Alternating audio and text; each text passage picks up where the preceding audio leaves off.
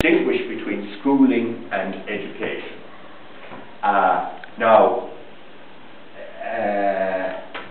In other words, he regarded the educational process as something that he did himself, and the schooling was given a certain amount of tolerance, but not necessarily a lot.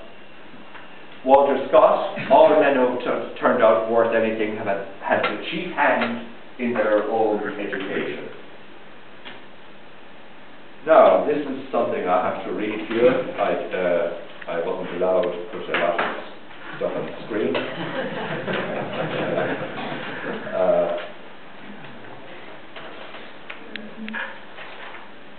And it's by John Smith, who was Wainfleet Professor of Moral and Metaphysical Philosophy in Oxford, and this was delivered in 1914.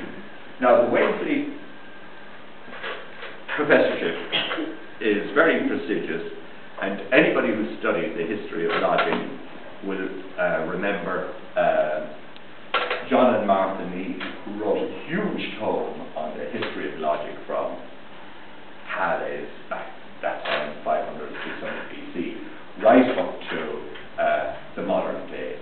And he was the dad hand of the Latin, and his missus was the dad hand of the Greek, so between them both they managed to get her all the ways up. I don't know which of them studied German, but anyway they did it. But the quote goes as follows.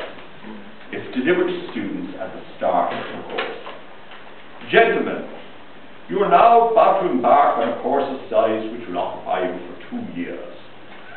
So I would like to remind you of an important point. Some of you, when you go down from the university, will go into the church or to the bar, blah, blah. Nothing that you will learn in the course of your studies will be of the slightest possible use to you in afterlife. Save only this, that if you work hard and intelligently, you should be able to detect when a man is talking rot.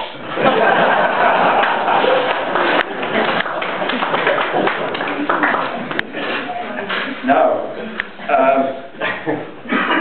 I just want to, one of the greatest essays of all time in my mind is the essay of Francis Bacon, Earl of St. Albans, in the 1600s.